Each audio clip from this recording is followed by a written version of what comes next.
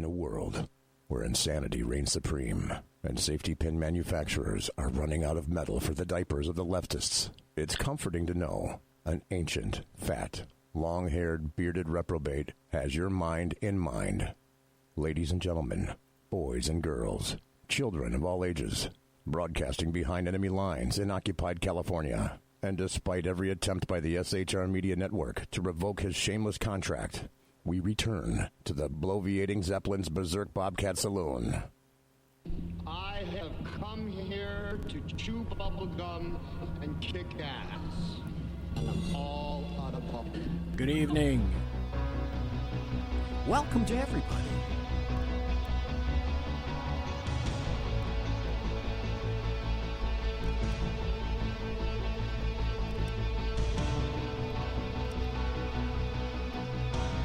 It's Tuesday night.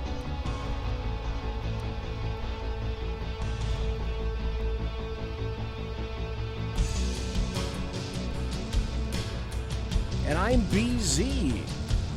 It's February. God, not again. It's February the 8th, the year of our Lord, 2022.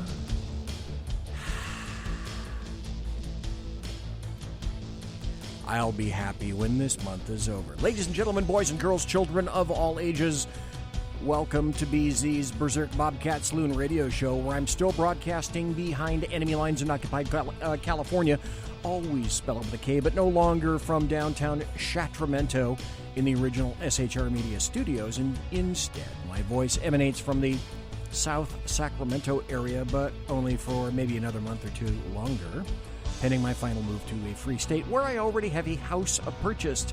Yay! Be forewarned. What you're about to hear for the next 2 hours consists of my opinion and nobody else's. And the Saloon is serving stiff drinks, facts, history, logic, rationality, proportion, context, tradition, intent, and common sense. Remember, we don't water our drinks just like we don't water our conversation. Politics, religion, crime, culture, economics, race, sex, science, law. We talk about it all right here at the Saloon, where the speech is free, but the booze is not. In 2022, I am done with bipartisanship or compromise. Leftists have all declared we are on an open war footing against you. You know what? I agree. I'm at war with you. I love my country, but I abjure its leftist leaders and anybody who won't put America and her lawful citizens first. Obey the U.S. Constitution, the Bill of Rights, uphold the rule of law, and embrace due process. Democrats, leftists, and the American media maggots say that makes me a white supremacist, terrorist extremist. And you know what? If loving my country makes me an extremist, then so be it. That's how she rolls. Welcome to Jack Alexander in chat. My co-host for the night is Lonnie Poindexter. And, sir, are you there? Yes, I am, BZ.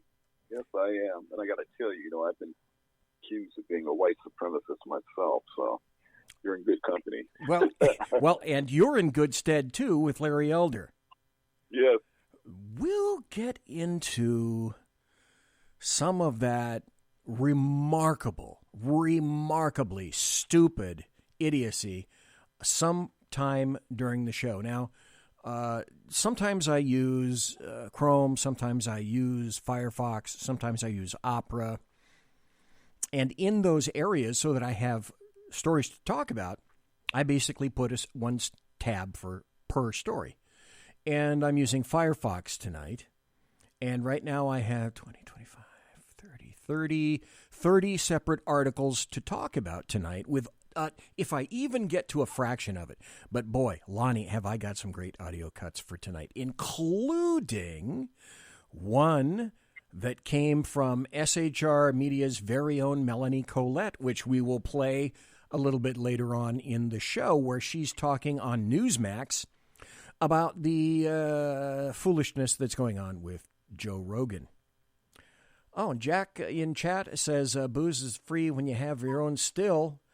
I don't really have my own still, but I still drink vodka, okay? Before we go any further, I found this, and I thought, this, I'm going to tell everybody up front, I'm going to try to start the show every time with a bit of humor, a little bit of comedy. I did last time and the time before that. This one, we'll be talking about what I consider to be an ultimate classic, which includes Tom Hanks. When you think of comedy, the first person you don't think of is Tom Hanks. He happens to be included in this. But before we get to the unfunny stuff, the funny stuff, we're going to have to get to something that I think a lot of people should know, because I almost bought one of these, and it just came out today. Folks, if you happen to have a Hyundai or a Kia,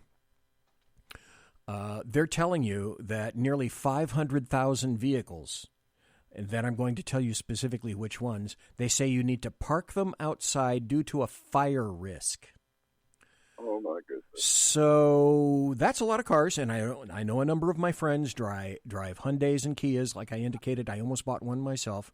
Hyundai and Kia are telling owners of almost 500,000 cars and SUVs in the U.S. to park outside and away from buildings due to a possible defect that can cause the vehicles to spontaneously catch fire, even when they're not running. What? Oh, boy. Okay, the problem is due to, quote, foreign contaminants, the ABS or anti-lock brake assisting computer control module can short circuit and possibly start a fire in the engine compartment. Oh, hey, why did we come back from the movie in the other car, leaving the Hyundai parked in the garage, and we have no more house? Yeah. That could be an issue. So Hyundai, here's the Hyundais and the Kias that are proscribed that you need to go quick like a bunny down to your local dealer and see if you can get this crap sorted out. Because if you don't, I just want to indicate this is shit that you cannot shove back in the goose. Let the manufacturer take care of this. So Hyundai issued a recall for 2016 to 2018 model year Santa Fe SUVs. That's 2016 to 2018 model year Santa Fe SUVs. Okay. 2017 to 2018 Santa Fe Sport SUVs. 2017 to 2018 Santa Fe Sport SUVs. 2019 Santa Fe XL models. 2019 Santa Fe XL models. And 2014 to 2015 Tucson SUVs. That's on the Hyundai side. Now, Kia is recalling 2016 to 2018 K900 sedans. Kia is recalling 2016 to 2018 K900 sedans and 2014 to 2016 Sportage SUVs. 2014 to 2016 Sportage SUVs. So in toto, Hyundai is recalling 357,830 vehicles, while Kia is recalling 126,747. So if you weren't quick like a bunny to write down all those things, go to your favorite search engine and type in something similar to Hyundai and Kia recall fire risk, and you should find everything that you need to discover. Lonnie, you may have, maybe you haven't heard this before. I've heard this before, but it's been quite some time. But it is fun, and my God, can't we at least laugh a little bit? And I think we can, so let's go ahead. Okay. Wait a minute, you little foolishness people. Okay, I'm going to have to do this and do this, because already certain personnel on the internet are playing little hijinks with me now and then. Okay, recue that, hit that, pull this lever, and now I think we're ready. This is Black Jeopardy! Yeah, what up? What up, what up, what up? Oh, we're having trouble playing this video. Isn't that amusing? Well, let's find out. Maybe I can do it again. Yeah, what up? What up, what up, what up? Welcome to Black Jeopardy, the only TV game show where the audience is in church clothes. I'm your host, Darnell Hayes. Our contestants are Keely. Hey. Shanice. Okay, now. And Doug. How are you doing, sir? Oh, man. Doug, you sure you ready to play Black Jeopardy? They told me a fella can win some money, so let's win me some money. Get her done. He's wearing a mega hat, by the I way. admire your confidence. Let's see our categories. We got big girls. I don't know. You better. I'm gonna pray on this. They out here saying, and as always, white people. Okay, Keely, you're our returning champ. You pick. Okay, let's do You Better for 200. Okay, the answer there. You need hot sauce, duck sauce, soy sauce, and safety pins. Keely. What is You Better Take Your Ass to the Kitchen and Look in the Packet Drawer? Yeah, the packet drawer, yeah. Yeah, every kitchen's got one, you know. Okay, let's stay with You Better for 400. Okay, the answer. Your job wants to take $40 a month out of your check for a 401k. Shanice. What is, you better give me that money so I can buy me some scratch-offs? Yeah, you damn right. You damn right. I mean, why do I need a retirement plan when I got Monopoly Millionaires Club? Heck, I play that every week. Yeah, well, that's good for you. Okay. The board is yours, Shanice. Let's go with they out there saying for 200. Okay, the answer, they out here saying the new iPhone wants your thumbprint for your protection. Oh, okay then, Doug. Well, what is, I don't think so. That's how they get you. Yes! Yes!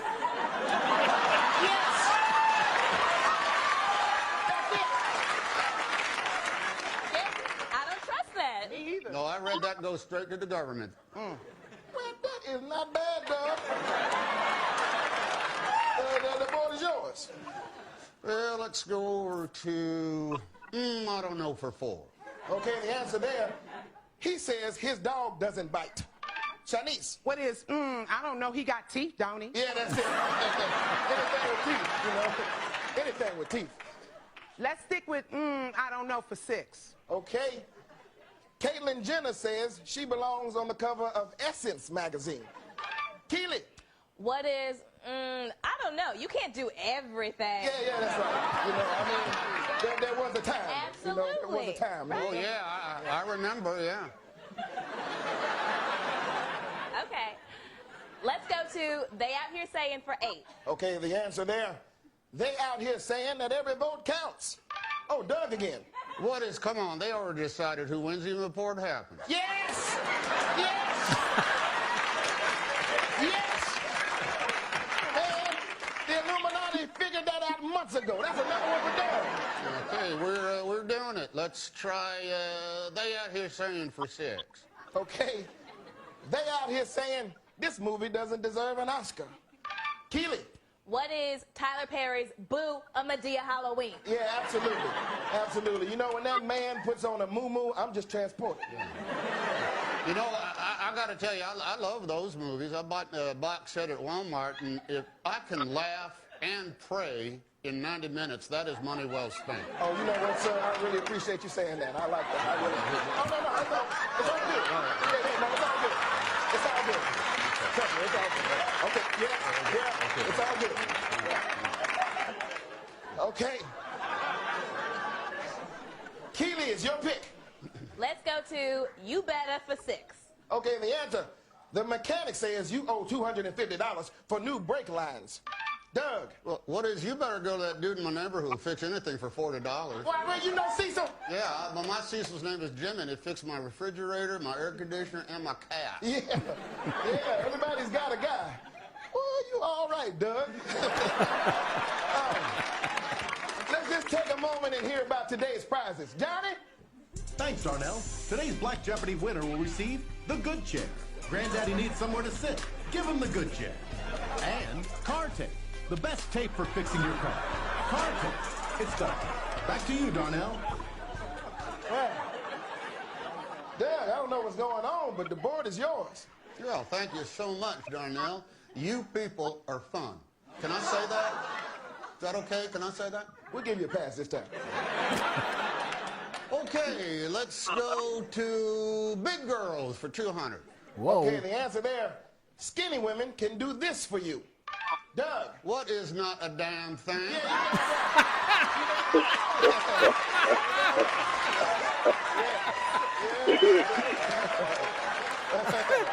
Because, my wife, she's a sturdy gal. That is my man right there. Yeah, go Doug. Go Doug. Go Doug.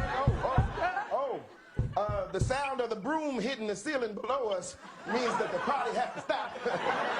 But, Doug, I have to say it has been a pleasure. Well, right back at you, my brother. All right, well, let's take a look at our final Jeopardy category. Lives that matter.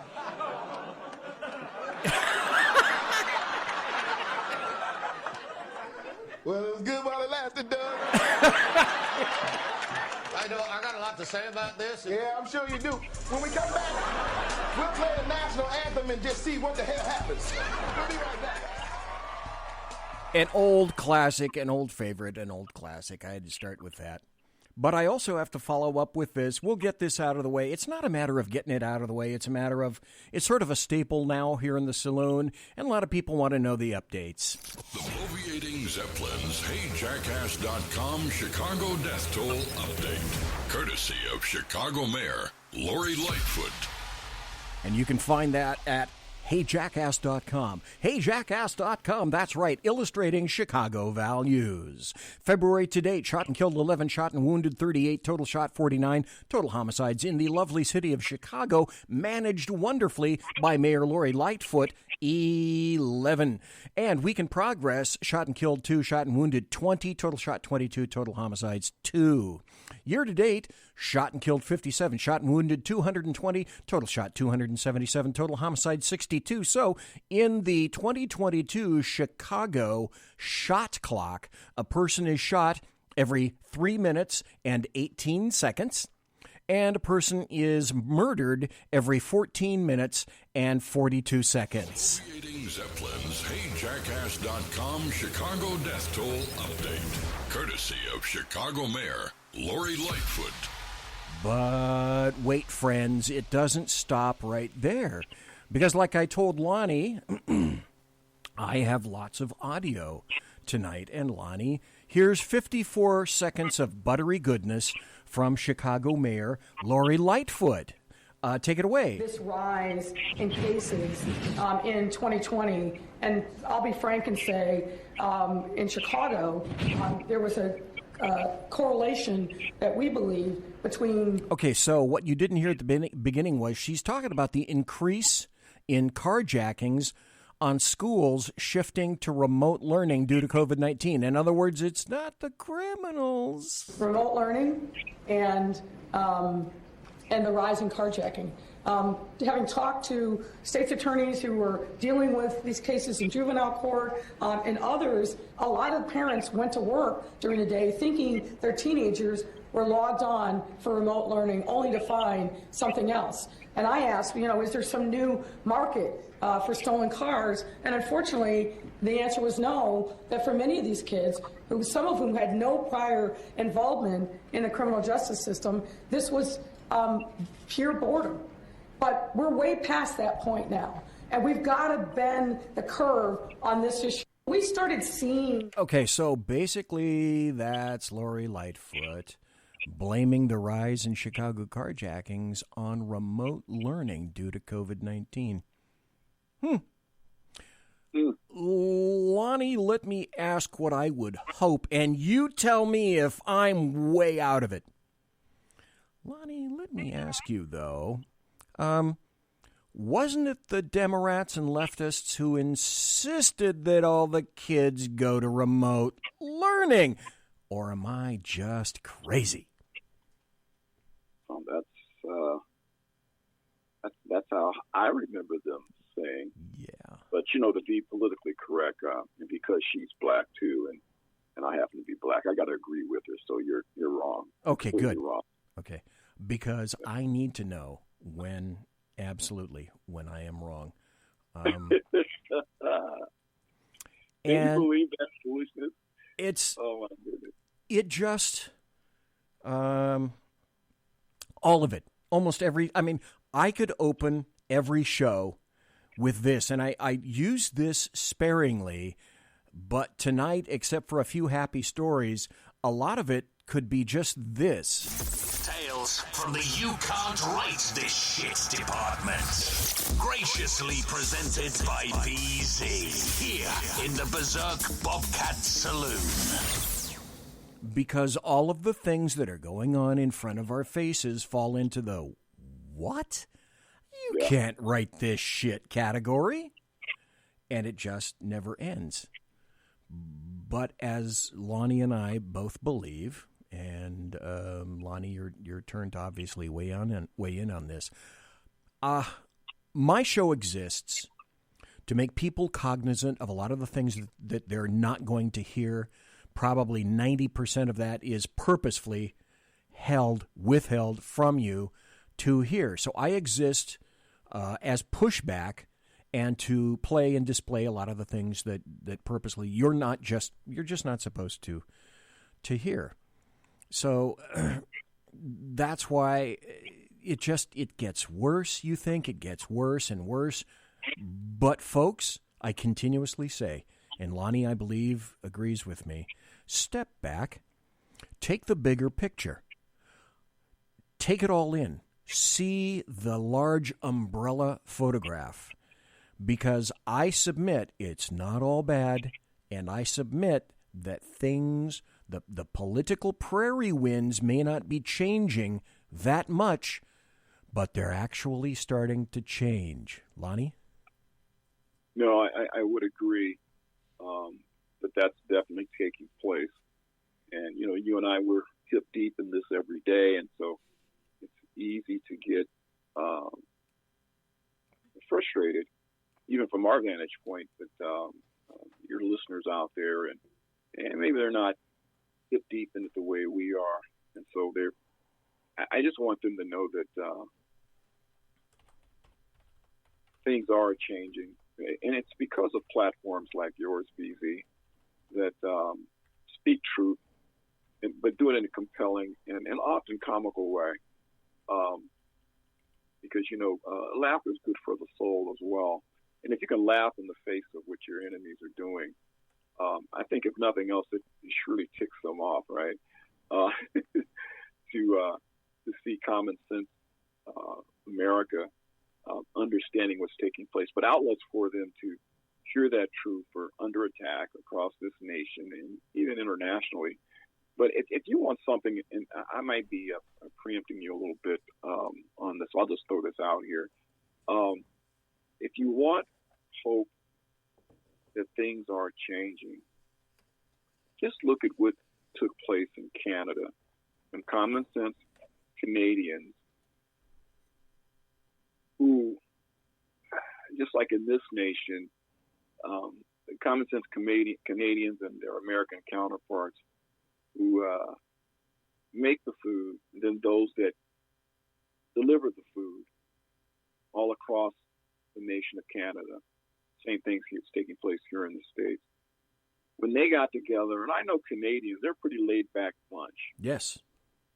But when you get nice Canadians who seldom say anything that's offensive, riled up to where you've got thousands and thousands of big rigs traveling across their nation to make their point made, that the goofball they have sitting as the senior decision maker for their nation, who is a dead ringer for Fidel Castro's son. I say it all the time. He looks just like Fidel.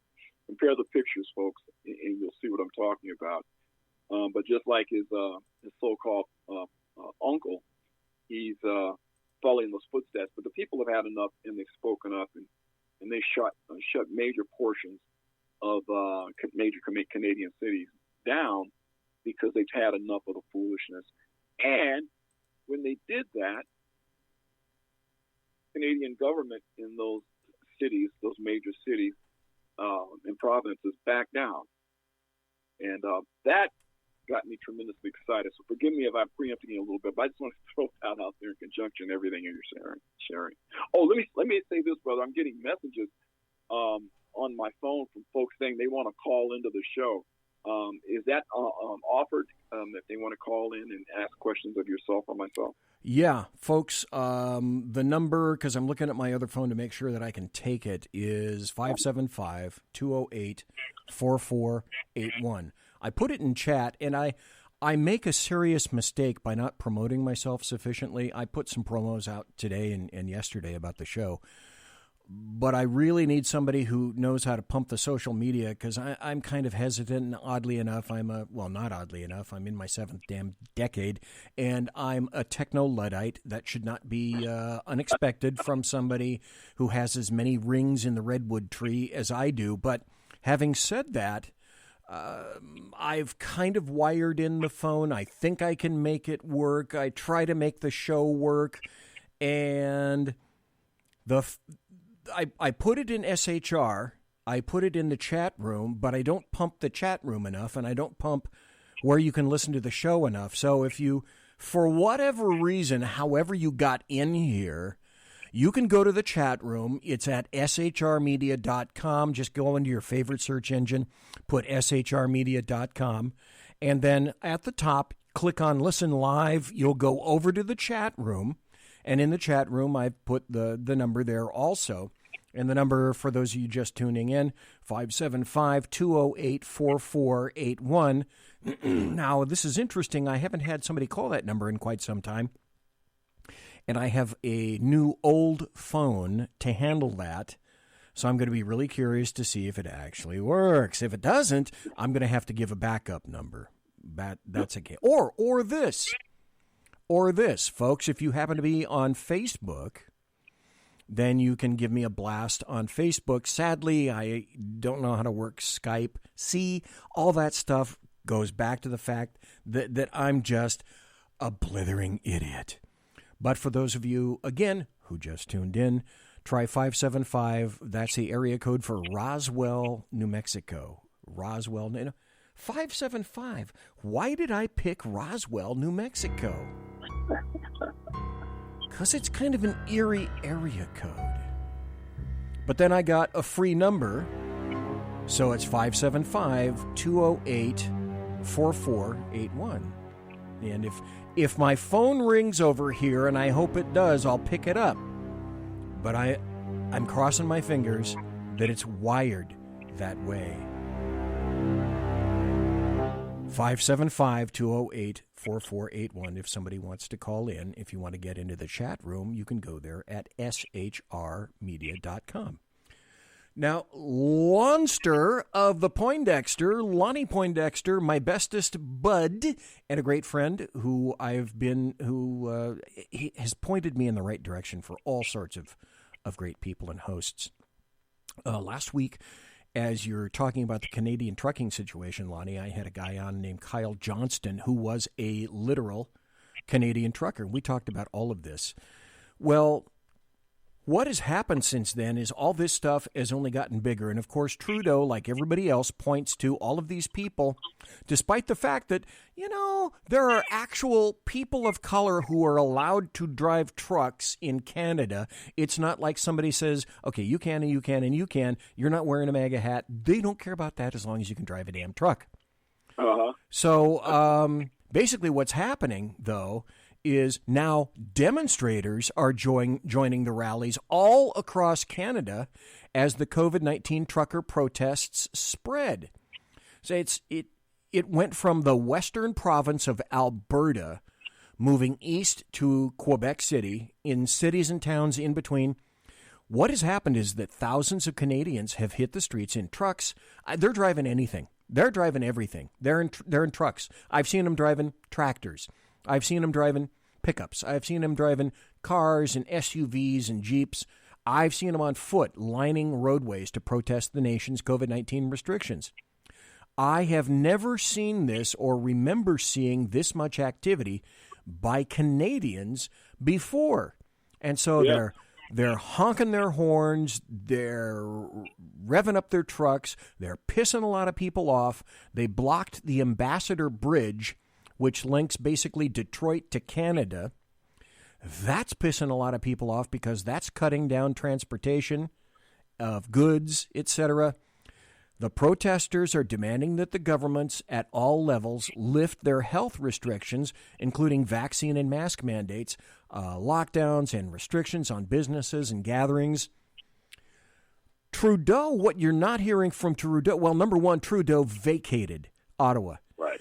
He jumped out of there. He didn't want to have anything to do with being seen in Ottawa. So, like a pussy, he left. And where he is right now, I'm sure, somebody knows where he is right now. I just don't happen to. But once the heat got turned on, he vacated. He exited stage left.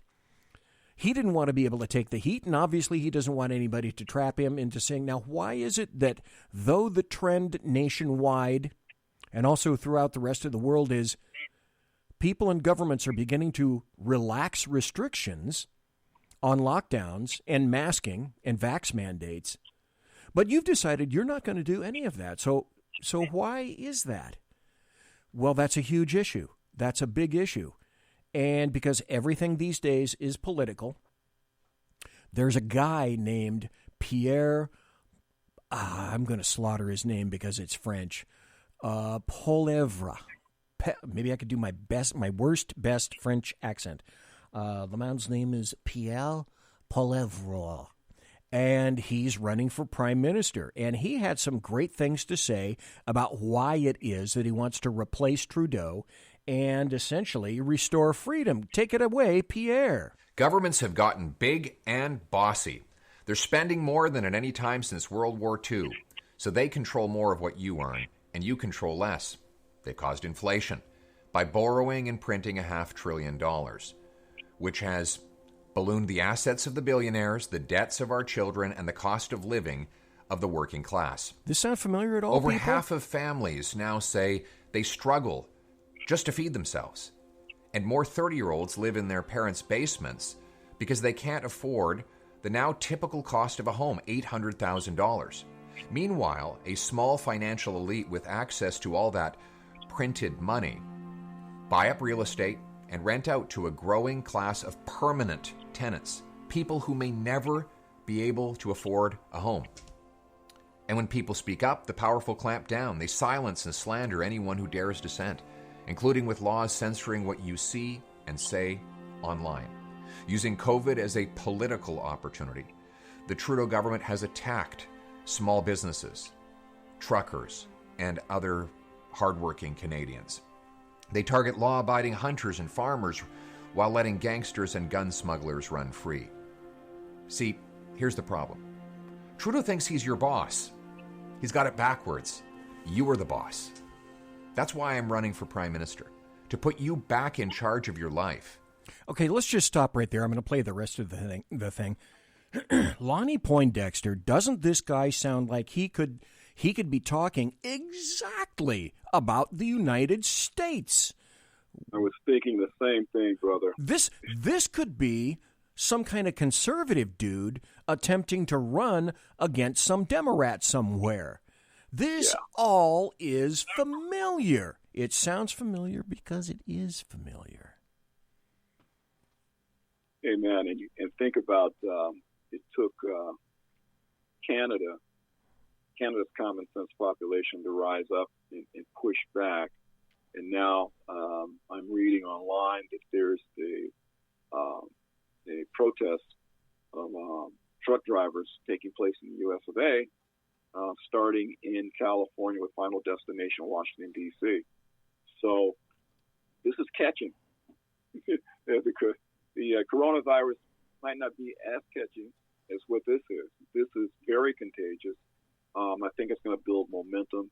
And, Canada's a tiny nation in comparison to the population in the United States. Yes. So I'm very excited and with much anticipation. I'm looking forward to seeing what's going to happen here in the U.S. of A. But it took this to push Canada. It's like it's like pushing everybody. And Lonnie, you can name him or not. I had a friend like this. Everybody had a friend or an acquaintance who you knew was a friendly guy or a friendly gal, and they could take a lot of crap, and they could laugh a lot of stuff off. But you also saw the other side of them where, you went a little bit too far, and when that occurs, bad stuff happened. Yeah. That makes me think of this. This is one of my, and this is where we're going if leftists don't stop. And I don't really think they have that capability. Now, because I wasn't watching the time, I missed a break, and it's 35 minutes after the hour. So in lieu of the break, I just want to let everybody know where you're listening. Conservative media done right. You're listening to the SHR Media Network. But as I was saying, there's a wonderful scene in a movie that reminds me of this. I have played it before, but it's what happens when things go a little too far and you push and you pull and you push just a little bit too much. This lion, he's the king of the jungle. Huge mane out there. He's laying down under a tree in the middle of Africa. He's so big. He's so hot. He doesn't want to move. Now, the little lion comes. They start messing with him. Biting his tail, biting his ears. He doesn't do anything. The lioness, she starts messing with him. Coming over, making trouble. Still, nothing. Now, the other animals, they notice this. And they start to move in. The jackals, hyenas, they're barking at him, laughing at him. They nip his toes and eat the food that's in his domain. They do this, and they get closer and closer and bolder, till one day,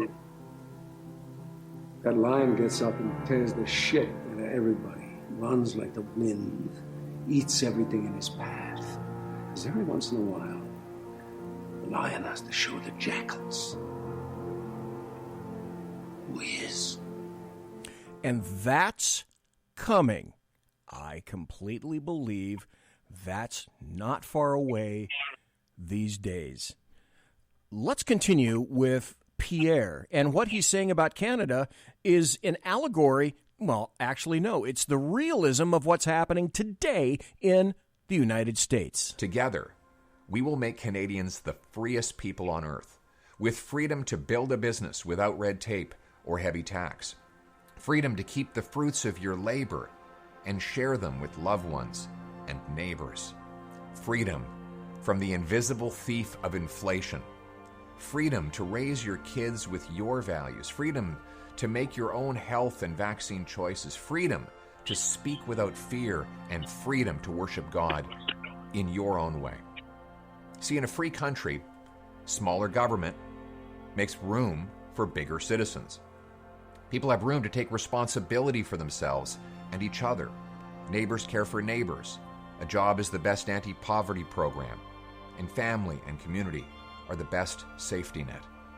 Now, the people with power, the media, interest groups, corporate giants, government authorities will fight tooth and nail to keep on top. Bingo. So it won't be easy.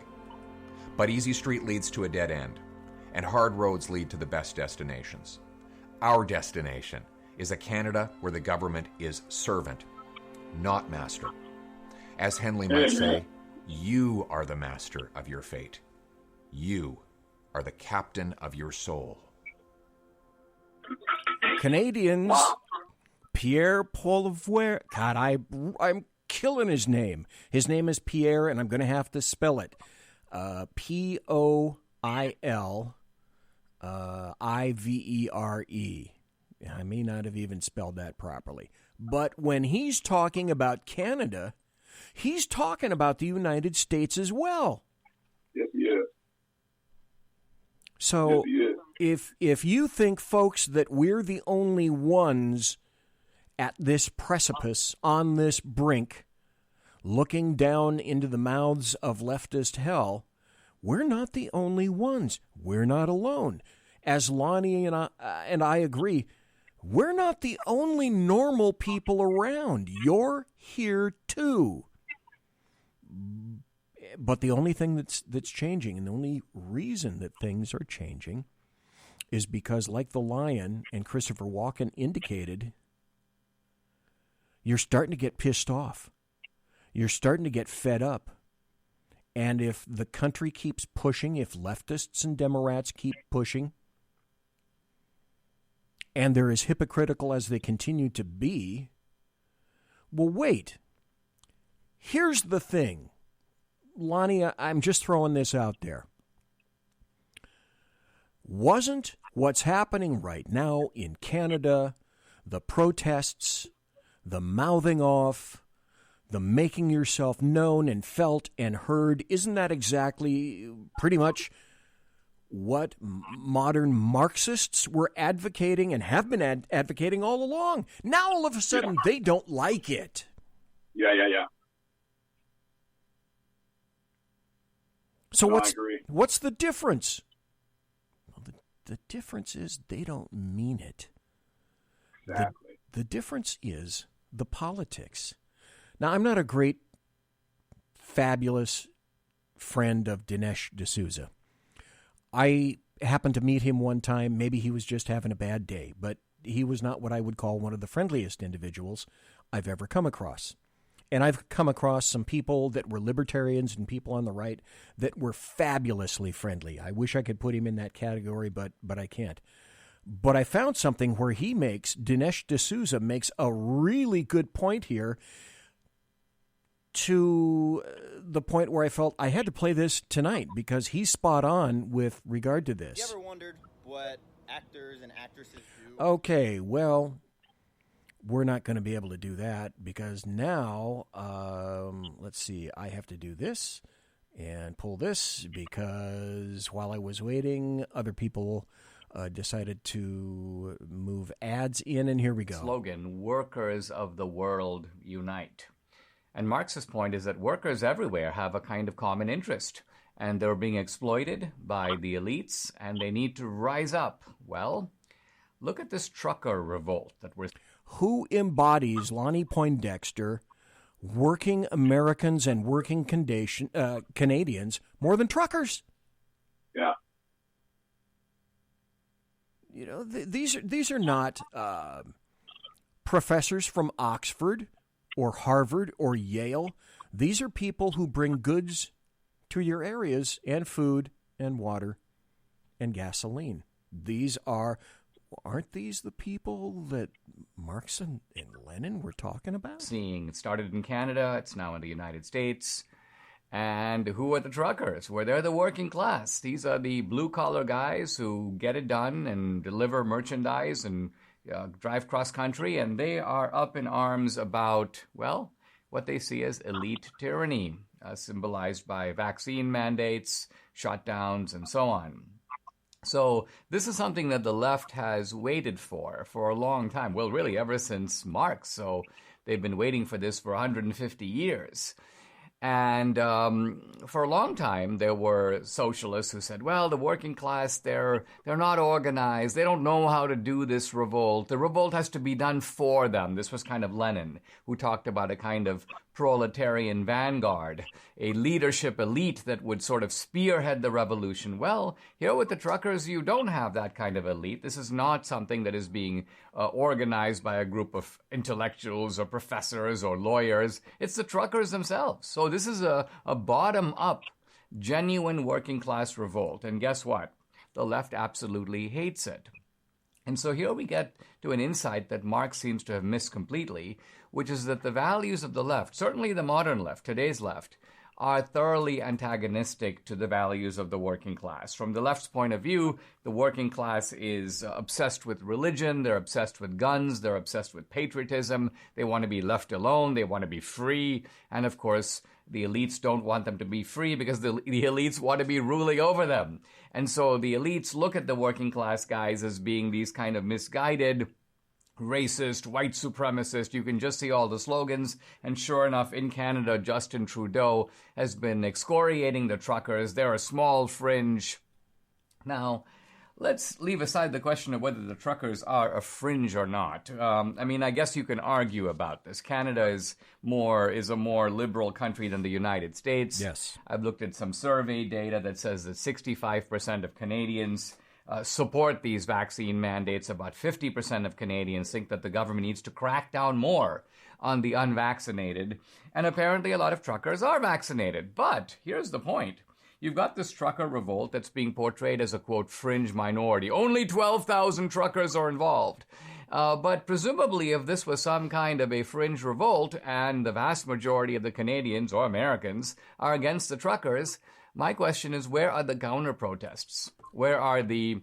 normally, if there's a fringe group, if the Ku Klux Klan, for example, organizes a rally in Virginia and they produce 100 people, there are usually 700 people protesting the KKK on the other side. Now that deserves... So you have to ask yourself, ladies and gentlemen, so where are all of these counter-protests? You know how the counter-protests were formed? You know in what form the counter-protests appeared? The Canadian government. That's who's protesting. The protesters. Because it's not a grassroots counter-protest. Lonnie Poindexter, have you even seen one of those? I was just thinking of the protests I used to see in Washington, D.C., and you had Collins in America show up for a protest, be it the Second Amendment or it be abortion or something like that. And then conversely, you have a handful of people on the other side that had a liberal worldview of the same topics. But when the news cameras came out, the news cameras would go in, be a tight camera shot with the left-leaning protesters, all 15 of them. And then if there's a couple 100,000 Common Sense America protesting, they would barely even cover it, or they find the looniest member that was, let's say, on our side, and that's who they would focus in on. And it's really creative how they do that. And there's a meme that's been going around for years that talks about that. It looks like a guy being accosted by law enforcement, but the reality was the guy was trying to attack somebody with a knife. So it's the same kind of deal. It's I'm just, and I'm usually not at a loss for words, but I'm just overwhelmed with hope that the nation of Canada could have enough people, even with what Dinesh said, with the breakdown of the nation being primarily liberal, that you'd have folks that would stand up. And what was the number? Was it 12,000 trucks, they said? It's way more than that. I think it's way more. It's a massive, and this is done purposely. It's a massive underestimation of the folks that are involved in this in order to tamp down the interest of other people who may be saying something similar to, well, it's like polls. Yeah. The closer it gets to an election, well, polls are showing that Republicans are not real interested. Polls just before voting, well, the polls are showing that Republicans feel they've lost, so they're just not showing up at the polling places, the points of election themselves. That's an attempt at self-aggrandizing prophecy, at self-fulfilling prophecy. This is the same thing, an attempt to purposely tamp down the volume of involved people so that other people don't take an interest and go, there's so many people that are pro something like that. Maybe I should take a look at this and begin to understand, why is this occurring? Is this good for me? Is this bad for me? They don't know. They do not even want you to have the discussion on that. So let's continue with Dinesh D'Souza, as he says. So where's the counter-protest to the truckers? Turns out that there really isn't one. The truckers, as I say, are a genuine grassroots movement. Now, there are some... Canada, although a liberal country, is liberal This is kind of similar to America in the cities. And the cities in Canada, I'm thinking of places like Toronto and Quebec, Montreal, do dominate the politics of the country. But nevertheless, there are large swaths of Canada, particularly Western Canada, going all the way out to Vancouver, that are more conservative. And apparently the trucker revolt is being driven from British Columbia, from that part of the country. And look, I think as the Canadians take a stock of the situation, the political elites are all against the truckers. But really, who needs political elites? We do need truckers. Yes. Without truckers, you're not going to get food. You're not going to get basic provisions. You're not going to get stuff in the stores. The truckers are the people who keep the country, you may say, moving. And the politicians do not. In fact, when the politicians go on vacation, the country does just fine. Thank you very much.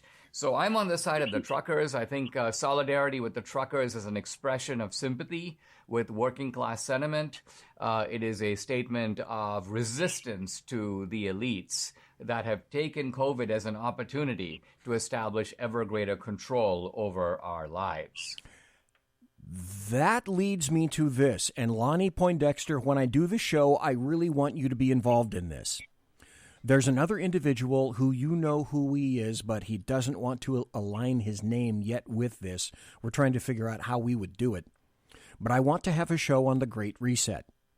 Right. Ooh, yeah. And the Great Reset involves, well, everything, folks. Everything. You've heard of the perfect storm. You probably saw the movie, perhaps read the book, The Perfect Storm. What we're experiencing right now is the perfect storm for Euro-elitists and elitists in Western civilizations. This is a reset that is directed and handpicked by billionaires, people in political power, people in power of wealth, who want to tell you precisely what to do. And just like Paul Ehrlich wrote in The Population Bomb, the book that I had to read, I believe it was in the 60s, the population bomb didn't occur, but these people truly believe that a percentile of the Earth's population just need to disappear. And what wonderful timing it was, because after 2019, 2020, 21, and now 22, I am a massive coinkydink. I've been completely disabused of believing in coincidence. Right. Well, and the reason that coincidence doesn't exist anymore is the Great Reset, and probably a lot of people are going, well, I just want to watch Survivor and Bachelor. Okay. Okay. Bread and circuses, it goes for you. My two brothers are exactly like that. One of them is exactly why he doesn't want to talk to me anymore. Okay. Cool. That's great. You've drawn the line. Not me. You were the one throwing words around, not me. And I bet, Lonnie, you've had people say unkind things to you. Oh, yeah. So the lines have been drawn in the sand, but it's bigger than Lonnie and it's bigger than me. And I want to do a show about the Great Reset. It won't be 2 hours. I might have to make 2 2-hour shows out of it. I'm waiting for a book to come in. You know, here's a very interesting point. Lonnie, I don't know what you think of Glenn Beck. I was essentially of two minds about him. He had a show on Fox. He wanted to, for me, he went a little over the top. Yep. He began to bring proselytizing in. And when I want to hear about God, I won't go to politics to hear about God. I'll go to a church or someone who knows essentially what they're talking about. And he lost a good percentile of his viewership because of it. Now he has a radio show and he has Blaze TV. He has a new book out called The Great Reset. And trust me when I tell you, leftists are saying the Great Reset doesn't exist. There is no such thing. Oh, there is. And everyone wants a copy of the book. And it's sold out on the first day. and it went into another printing. Then they had a problem with the printing, and now the other printing won't be out until March. But the demand for that book is astounding. Yeah. For example, I went into a Barnes & Noble 2 weeks ago, and I never go to the little kiosk and ask people for information, but I couldn't find it. I didn't know where to go. I didn't know that it wasn't available. So I said, hey, do you have The Great Reset by Glenn Beck? And the purple-haired unit that was there, whose pronouns were probably she or he, or excuse me, they and them, looked at me and said, you know, you're the fifth person today. Now, that's just in that store. You're the fifth person today since I've been here who has asked about that book. Maybe I'll have to look into it. Really? Really? Now, that's just one store. You can't get the book. So I'm in the process, Lonnie Poindexter, of attempting to gather as much information. I've got a good bit of material. I'm waiting for the book to arrive. I ordered a vastly expensive copy, which somehow magically, since I ordered it 3 weeks ago, now the shipper is saying, oh, it's lost. Really? Really lost. Imagine that. I'm gobsmacked, I tell you. But that's part and parcel of the Great Reset. So when we do that, you start to. I was first made aware of the Great Reset by the friend you and I have in common, who will remain nameless. He might even be listening in this evening. But when I started to pay attention, because I was too busy fighting a war to pay attention to the great weaponry that I would have at my disposal if I was to apprise myself of the Great Reset. But when I slowed down, started paying attention, then I slowed all the way down, and things just kind of fell into place.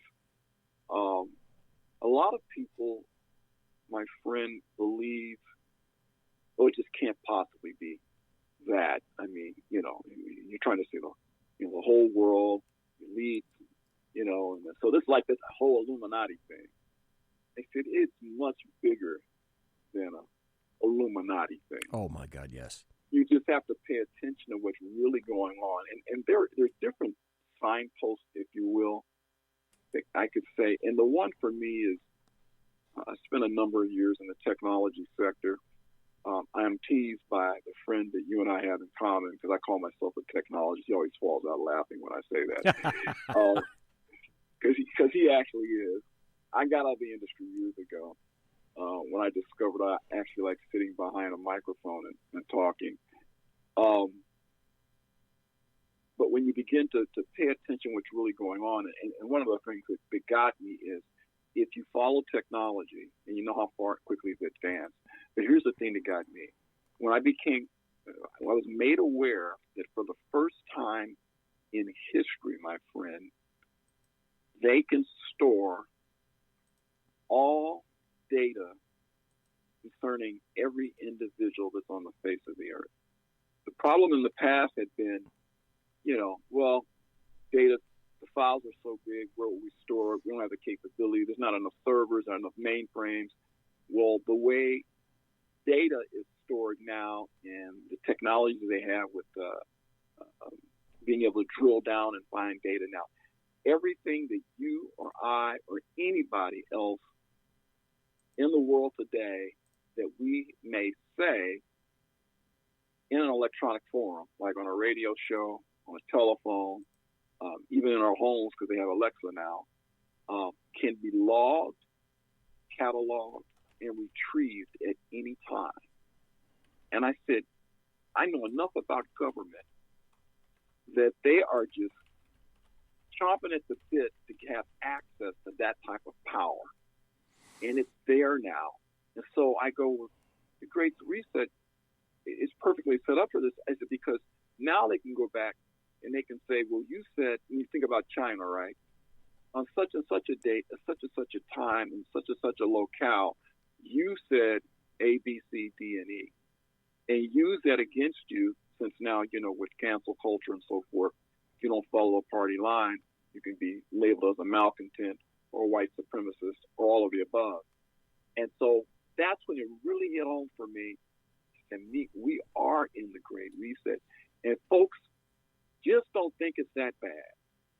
But when you got truckers in Canada, of all places, saying enough's enough and standing up to government and pushing back, that tells me that the Great Reset is real, and we have to get off our crusty dusties and follow our brethren in Canada and do the same thing. That's exactly it. And it's funny you should mention that, because Semper Gumby for old BZ, I was going to go here, I was going to go there. Now that you brought that up, I have 3 new stories about massive abrogations of privacy, inviting tyranny, because once you have a tool, that tool will not remain unused. Well, BZ, what the hell are you talking about? Oh, just you wait. In the United States, if you think monitoring and spying wasn't here, and what I'm going to tell you about when we come back from the break will essentially make FOIA courts, or excuse me, I should say FISA courts, they won't be useful anymore. Why would you ever need FISA? You wouldn't need it under this. I'm BZ, that's Lonnie Poindexter. Don't go away, we'll be right back after this. Conservative media done right. You're listening to the SHR Media Network. It is he that is me, bringing perspective from across the sea. Join me, Jack Alexander, 4 days a week for the Jack Alexander Experiment podcast, as I take a unique outsider's look at the news and issues affecting life and liberty here in the USA. I'll show you what the mainstream media refuses to. Politics, border security, defense, healthcare, travel, nothing is off limits. Catch the Jack Alexander Experiment podcast each Monday to Thursday on Facebook, YouTube, and everywhere good podcasts can be found. Also, check out the website, www.jackalexanderexperiment.com. Come listen to the bloviating Zeppelin's Berserk Bobcat Saloon radio show, Tuesday and Thursday nights at 11 p.m. Eastern, 8 p.m. Pacific, for the best in late-night conservatarian wireless talk radio at shrmedia.com. Raised as a free-range child with dirt and freedom, BZ is broadcasting behind enemy lines in occupied California. Jump into our plush, sumptuous, palatial, and resplendent chat room at shrmedia.com. Now, with 18% more umbrage and 20% more bulbosity than previous shows, and with delicious Liberty additives. Remember, BZ realizes that with great beard comes great responsibility. No chinchillas were harmed, embarrassed, or the focus of any sarcasm whatsoever in the making of this ad. It's your business diva here, Melanie Collette. I am inviting you to a front row seat as I discuss some of the most intriguing details of wealth and finance with today's movers and shakers in the world of business. Listen in and discover financial truths on a global, domestic, and household scale. Uncover topics that will impact your wallet today and in the future. Money Talk with Melanie airs Monday through Friday, 5 p.m. East, 2 p.m. West, right here on SHR Media and High Plains Pundit Talk Radio. You can't afford to miss it. After 6 years covering terror and corruption, the Unpleasant Blind Guy is making a change. I'm Dave Milner. Join me on Spreaker and YouTube through SHR Media and on the Western Free Radio Network as I team up with Jeff Mitchell, host of the English Defense League radio show on blogtalkradio.com. Check show pages for airtimes. It's the Unpleasant Blind Guy. On EBL Radio. There's no surrender, ever. Because truth is not always pleasant. Conservative media done right. You're listening to the SHR Media Network. And we're back. I am BZ. I am the bloviating Zeppelin. Welcome back to the Saloon. You can follow me on Twitter at BZEP, at BZEP. If you would share the show tonight on shrmedia.com. It's pretty clear since Lonnie said that some people wanted to call and I haven't gotten any phone calls, that the phone system is not working. And you know, Lonnie, here's the funny thing. That would also indicate as to why I haven't been getting phone calls from anybody for probably 2 months now. So now I'm going to have to try to go in and try to suss out why it is that the phone system isn't working. A phone system, I say that very loosely, phone system, you know, like air quotes, phone system not working. Here's a story. I want to start out this way.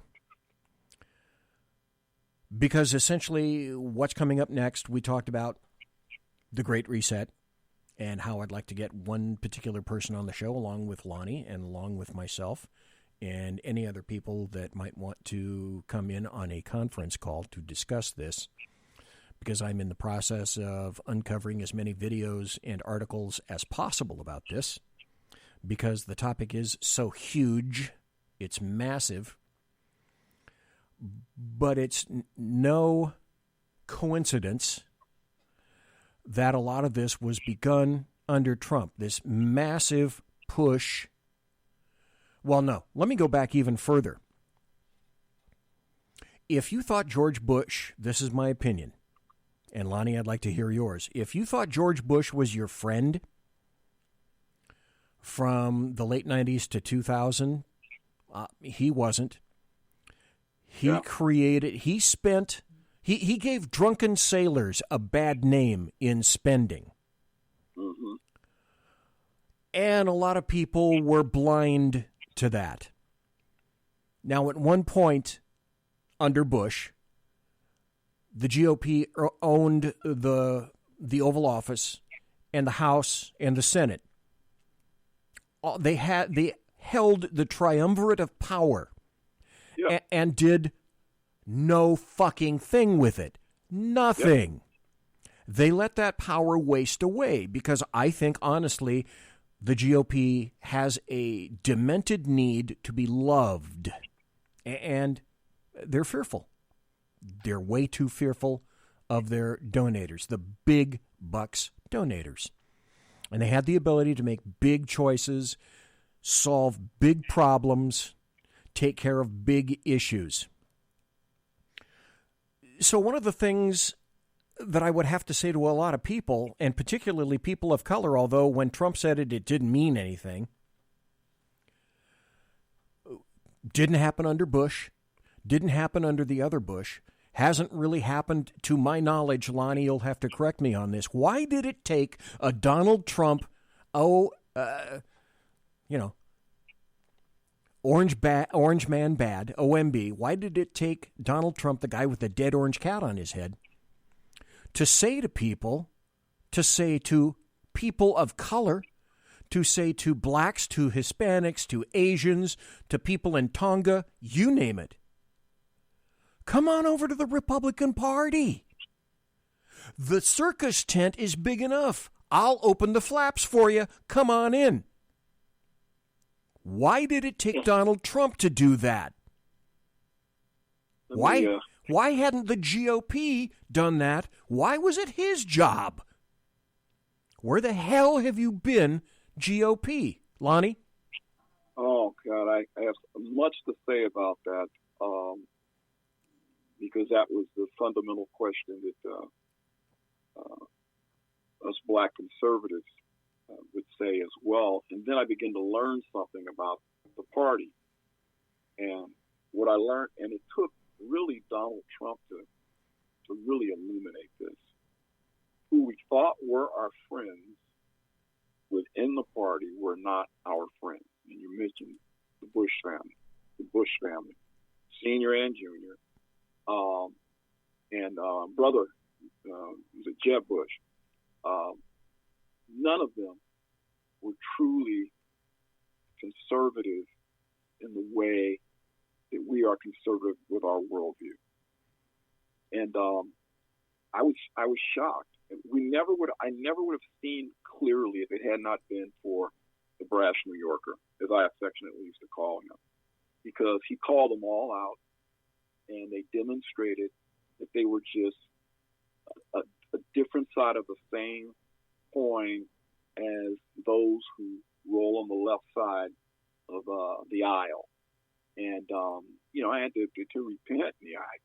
I love the Bush family. I thought they did amazing things. But when you find out that they were really more rhino than they were anything else. Yes. It was, you have those points of clarity, and at the same time, clarity, a bitter pill that you have to swallow.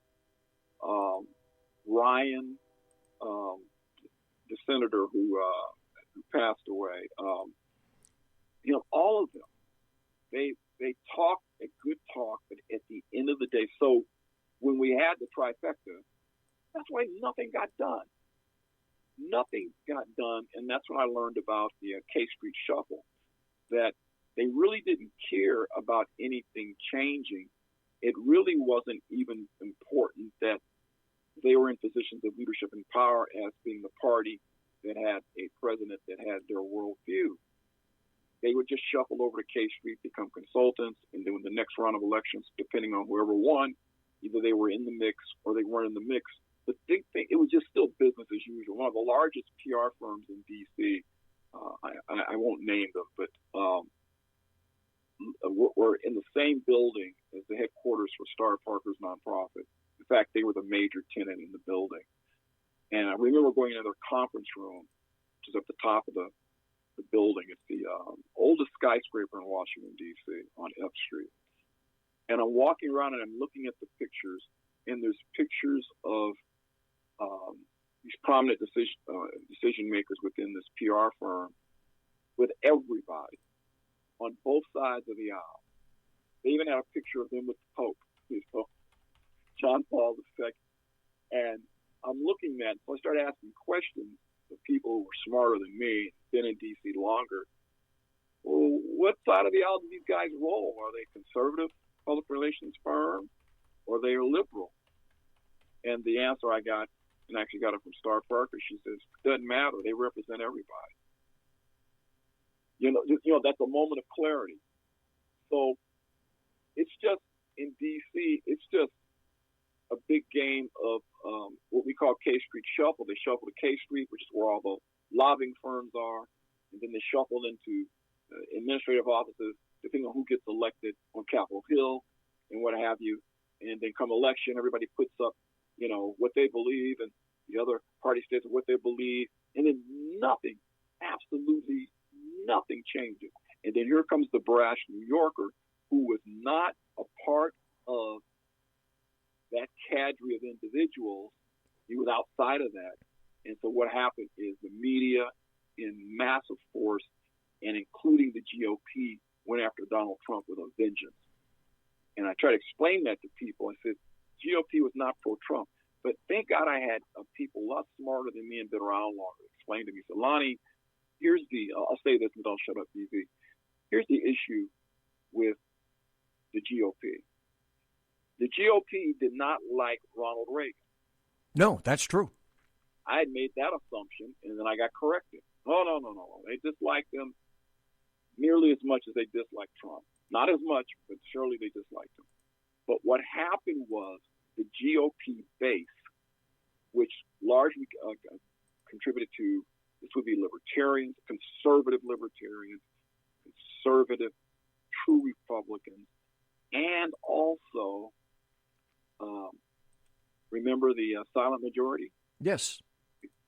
That's who rose up together in league, and they forced the GOP's hand, and that's why Reagan got a shot.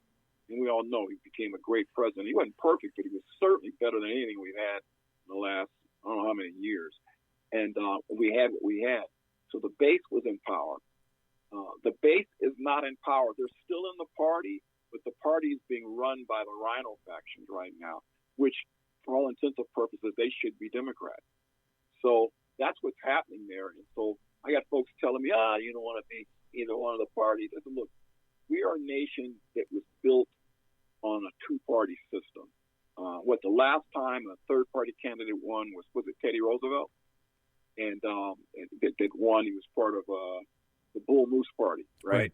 Right. So for the most part, it's been Democrats or Republicans. I said, we have to take over the Republican Party. And then this is why I really beat up on black conservatives and even blacks in the middle of the road. I said, okay, well, if you're so concerned about black issues and so forth, our historical home has always been the GOP.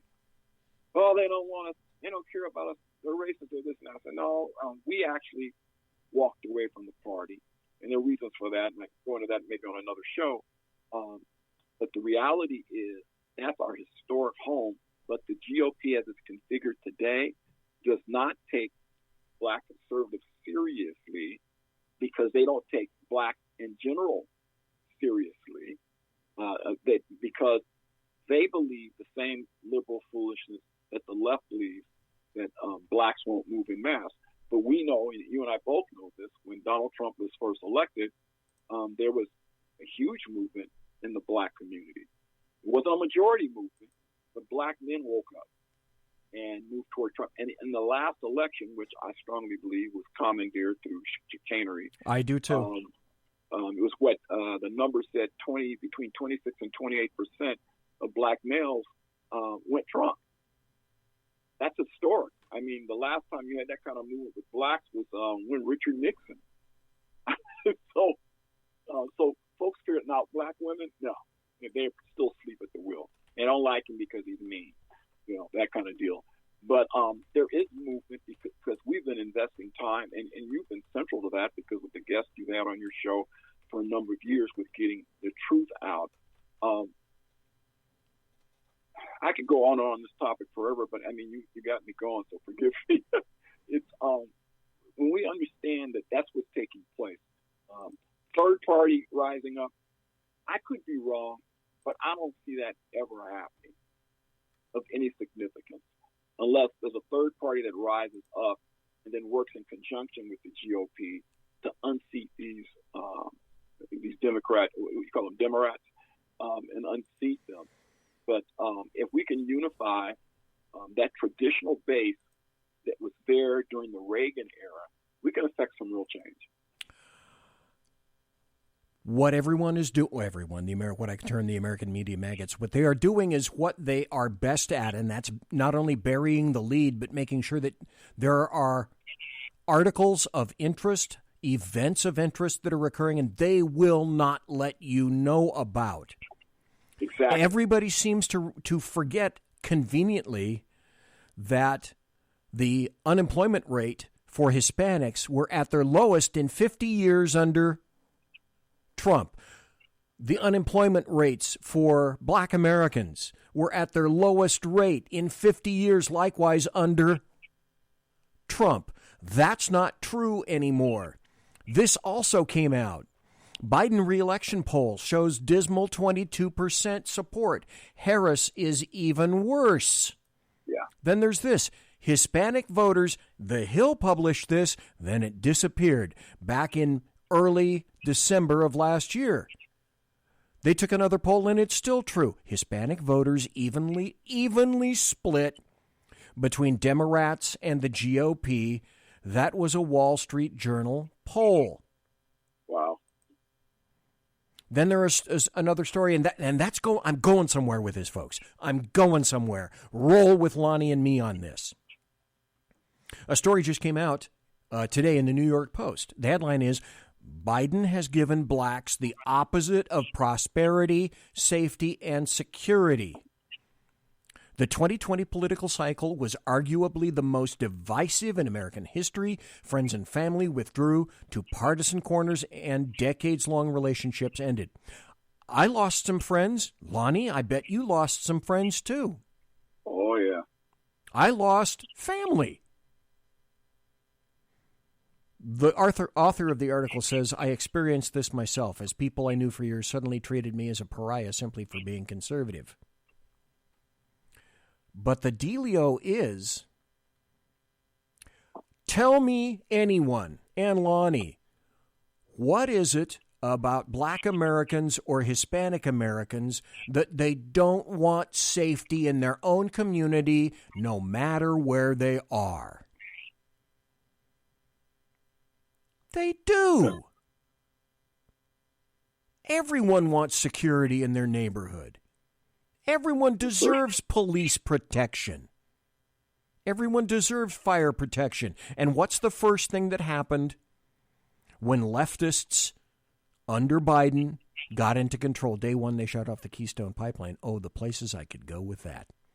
Yeah. But the other thing occurred is defund the police, get rid of the police. If you don't defund the police, get rid of police departments entirely. Let's get rid of prisons. Let's get rid of jails. No more incarceration. And the murder rates skyrocketed in what I term urban rat cages. Yep. And the only people that have made these massive leftist cities urban rat cages are leftists themselves. So who are the biggest people that are the victims of leftist dogma? Well, that would be Black Americans, people of color, Hispanic Americans, Asians, etc., in all of these wonderful leftist urban rat cages. So I point to this, the tides of change. The tides of change. But don't think for a second leftists will ever give up. I go back to, for whatever reason, I'm flowing stream of consciousness right now. But it brought me back to Bush. One of the biggest things that I think Bush did that screwed up so many things was he created Department of Homeland Security. Completely unnecessary, because I was in federal law enforcement, to levy and apply another entirely brand new level of bureaucracy over another level of bureaucracy. What you do is you bring in the damned FBI director, NSA, NRO, CIA, the DOJ, sit them down and say, if you don't fucking talk to each other, I'm going to fire all of your asses. Start talking to each other, because what you're doing right now is killing citizens. You didn't need to apply a massive separate bureaucracy. Now, hang on, folks, because I'm getting to a point. I'm going somewhere tonight. Well, let me start with this. Under Biden, and they say, oh, no, we're not. Really? The Biden administration is rolling out a new program in minority communities in order to promote racial equity. BZ, what is that? Administration now moving to make it easier for drug users to light up and get high on crack and crystal meth. The new program will hand out needles and pipes along with safe sex kits, reportedly to make drug use safer while promoting racial equity. Also, they want to hand out the pipes so you don't inject. Louisiana Senator John Kennedy is a Republican on the Judiciary Committee. And Senator, good morning to you. Does this work? Okay, folks, I'm not kidding when this is a suggestion by the Democrats today. Continue to listen. Bill, there almost aren't words in English. The Biden administration just keep on rocking it in the free world. I mean, every single day reality calls, and the Biden administration just hangs up. I don't think when moms and dads lie down at night in America and can't sleep, they're worried about clean injection sites and sterile crack pipes. The issue, Mr. President, is crime. The issue, Mr. President, is how to stop it, not how to encourage it. So, Lonnie Poindexter, who do you suspect is going to be the largest strata of individuals harmed, not just negatively impacted, but harmed by a policy like this? And it really doesn't take anybody with more than a second or third grade education to figure this shit out. Yeah, it's obviously the very people that they say that they're doing this to help, which is akin to other policies coming from these individuals that contributed to the state that Black America is in today. We have historic accomplishment in terms of aligning with Dr. Martin Luther King's dream. We had a president who was elected not once but twice, who has the darker paint job, though I disagree big time with his views and his policies. Yet they still push the same narrative, and it's one of, I tell you, I tend to get emotional on this kind of stuff because it's one heavily steeped in quote-unquote victimhood, that our plight, what we're dealing with today, and where we're at, is attributable to the systemic racism that was, dispersed to us in this racist nation. And the reality is America is a great nation and was a great nation, but not a perfect nation. But still, I remember my dear old dad saying, son, America's got warts, but there's still no better place to be in the world. My father told me this, and my father grew up Jim Crow, Mississippi, and then also eventually in the latter part of his formative years in California because his mom wanted to give he and his siblings better opportunities. So if anybody saw the negative side of what racism and bigotry could be, he saw it in Mississippi and experienced it in Mississippi. But he still saw America as being no better place to be. We are not, I'm going to try not to get preachy here. Let me just say this. We are not victims. We may have been victimized, but our attitudes about our circumstance and our situation and understanding how things truly work, we were taught and we learned that, I'm going to put out, that which is put before you, that cross that you have to bear, is also the thing that will compel you to greatness when you overcome that cross to bear. And if you look at Black history, which is heavily steeped in American history is heavily steeped in people who came from humble beginnings but overcame. We know how we got here in boats. Some came in the bottom of boats, some came, steering the boats. But however we got here, and with whatever we dealt with, our ability to overcome that set the stage for why America became the greatest nation in the world. And I call America God's grand experiment. And there'll be folks that disagree with me about that. But, how does a nation that's, are we 300 years yet old? No, right? No, we're not even remotely like in England or some of the countries in Europe. Those are steeped in history and tradition. Steeped in history and tradition, and they got furniture over there that's older than the United States. So how did the United States going from being? It's true, right?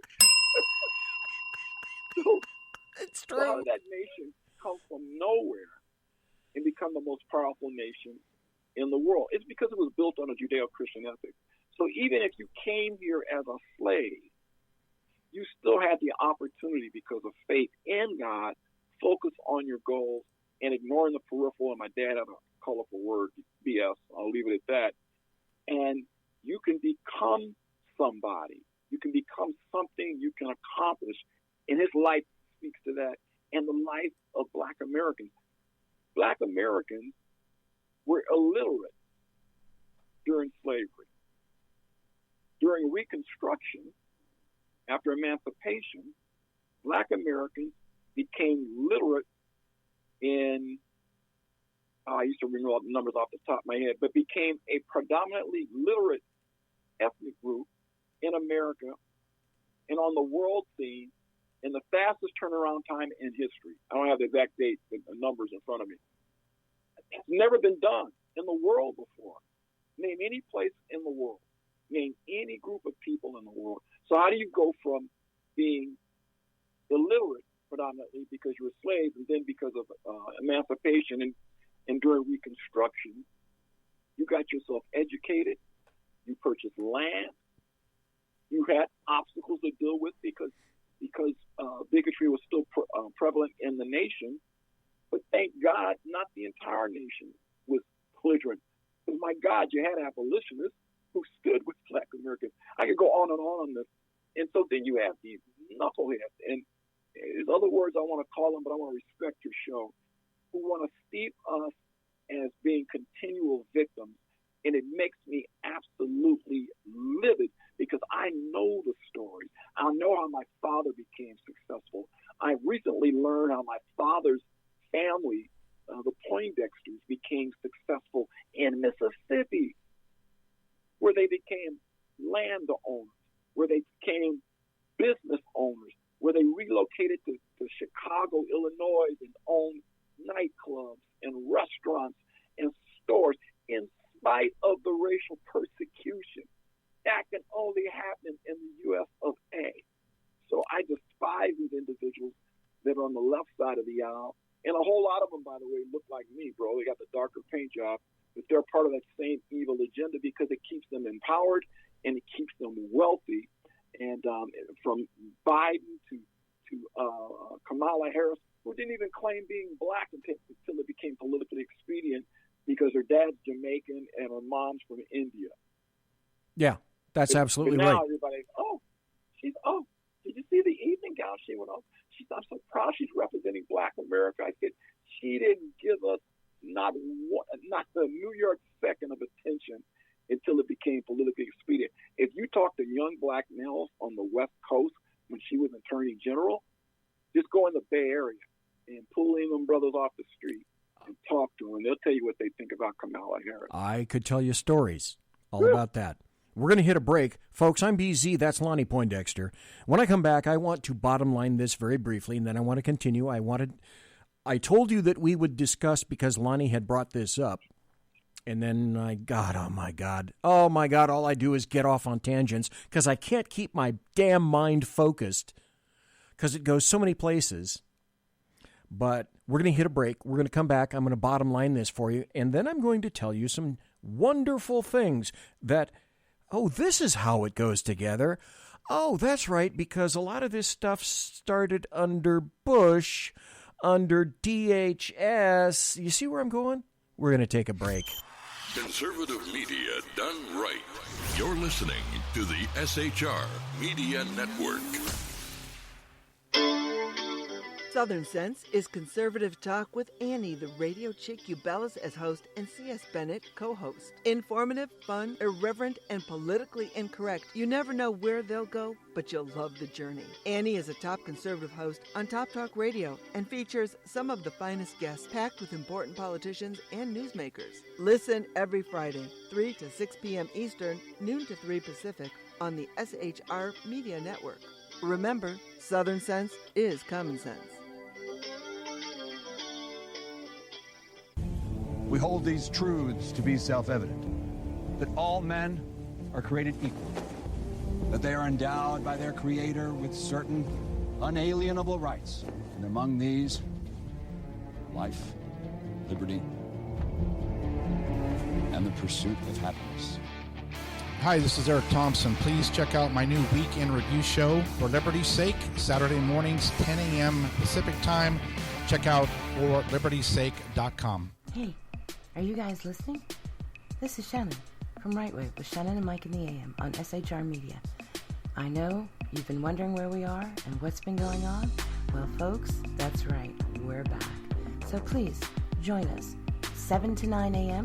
Monday through Thursday on SHR Media, on Spreaker, iHeartRadio, and Spotify, and Facebook Live at 11 a.m. on Right Way with Shannon and Mike in the AM at Facebook. You don't want to miss a minute. We've got lots of guests, lots of segments, and lots of interesting things. And let's face it, there's nowhere for you to go, so you might as well tune in. Again, Right Way with Shannon and Mike in the AM. We're back live on the air on SHR Media, 7 to 9 a.m. Monday through Thursday, audio and Facebook Live, audio and video. Yes, we are going to do video. Facebook Live, Right Way with Shannon and Mike in the AM. Hope to see you soon. Conservative media done right. You're listening to the SHR